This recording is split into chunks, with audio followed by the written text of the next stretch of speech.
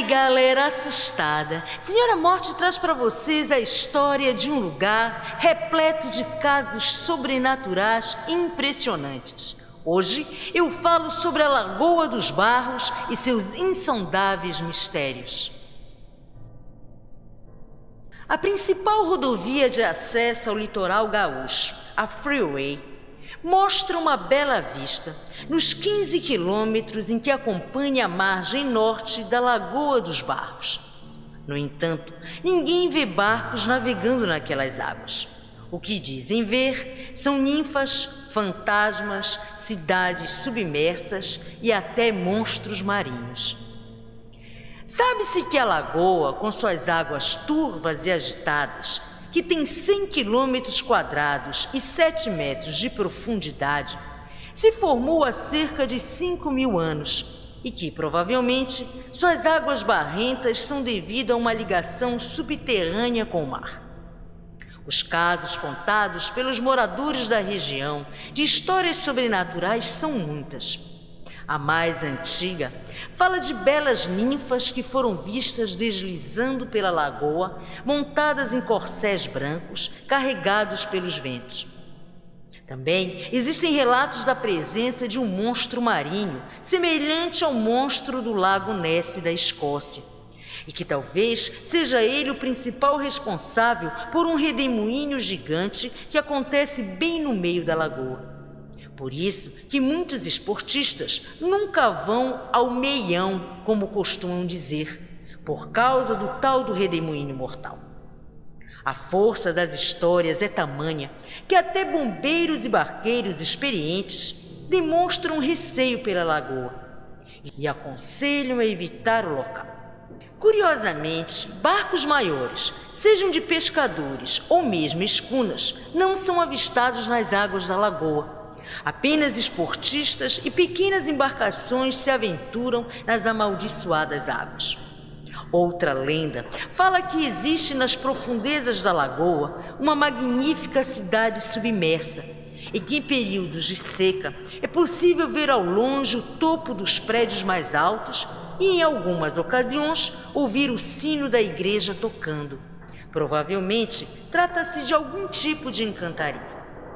Existe também histórias sobre um majestoso barco todo iluminado que surge do nada, velejando nas noites mais escuras, e da estranha aparição de 2 misteriosos padres em suas margens.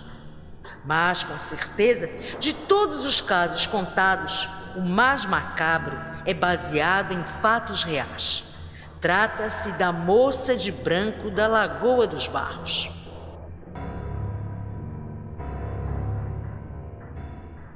Na madrugada do dia 17 para o dia 18 de agosto de 1940, a jovem de 17 anos, Maria Luísa Rauschlar, deixou o baile da tradicional sociedade germânica, acompanhada do namorado, o impetuoso jovem Hans Werner Schmeling, ambos apaixonados. E apesar de namorarem há 3 anos, o romance encontrava a resistência da família da jovem. Hans, acreditando que a moça estava lhe traindo, resolveu segui-la até o baile, onde ambos discutiram, mas tudo ficou bem, saindo de lá juntos. E por volta das 3 da madrugada apanharam um carro. O noivo alega que, sem mais nem menos, foi alvejado pela moça, que devia ter achado o revólver no porta-luvas de seu carro, e diz que só recorda do som de outro tiro e da moça caindo no banco do carona, ocasião em que desmaiou. Ao recobrar os sentidos, ao vê-la morta, se desesperou e resolveu ocultar o corpo. Ele apanhou umas cordas que havia no porta-malas, amarrou o corpo a algumas pedras e jogou-a na lagoa. O corpo de Lisinga, como era carinhosamente chamada pelos amigos, foi encontrado na madrugada do dia 20 de agosto. Num rápido exame, o delegado verificou que havia um ferimento à bala à altura do seio esquerdo. Ela estava descalça e o pescoço e as pernas estavam amarrados a pedras por um fio de arame. Entre as pedras, o delegado encontrou um tijolo com um monograma impresso com as letras JD. Mas, para espanto dos que a encontraram, a jovem permanecia intacta, mesmo depois de 2 dias submersas na água. Ela tinha o rosto tranquilo, mas o que mais chamava a atenção era a posição dos braços unidos nas pontas, como se tivesse abraçado alguém antes de morrer. O assassino foi condenado a 12 anos, cumpriu metade da pena e foi solto, viajando para o Rio de Janeiro, onde se tornou sócio do padrasto numa empresa de anticorrosivos. Hans faleceu em São Paulo na década de 80, sem jamais ter se casado ou se interessado por outras mulheres. Desde a morte da jovem, as histórias sobre visões de uma mulher de branco que perambula pela lagoa à procura do seu noivo assassino continuam se repetindo até hoje, às vezes assustando muitas pessoas.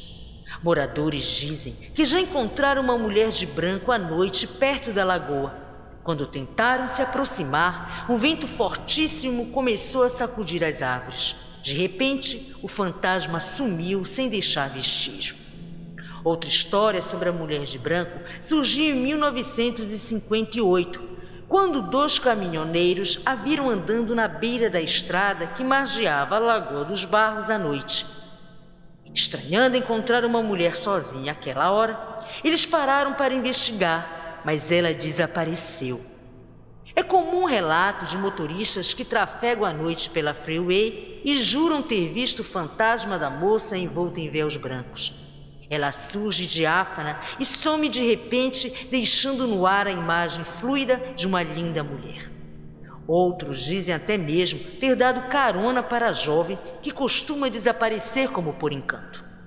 Um dos mais assustadores relatos sobre essa aparição foi contada por Milton Nunes, um ex-vigia da usina de açúcar Gaúcho S.A., a Gasa, que funcionou até 1989.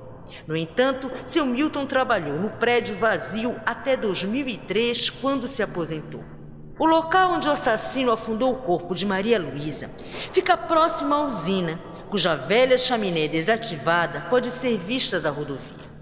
O ex-funcionário conta que o momento mais apavorante da sua ronda noturna, naquele imenso prédio desocupado, era quando ele tinha que passar de um prédio para outro. E conta que quando percorria essa parte do trajeto durante sua vigilância, sentiu um arrepio lhe percorrer todo o corpo. Uma noite ele a viu e relata apavorado. Era ela que estava ali, toda de branco, flutuando sobre as águas, em uma apresentação bonita, mas assustadora. E diz que até hoje tem pesadelos com isso. Bem em frente à chaminé da Agasa tem um ponto em que a bússola fica doida e, por coincidência, é próximo de onde ocorreu o crime da noiva. Independente de serem verdadeiras ou apenas lendas, essas histórias atiçam a curiosidade das pessoas e dão um toque de magia à lagoa, que é um dos lugares mais misteriosos do Brasil.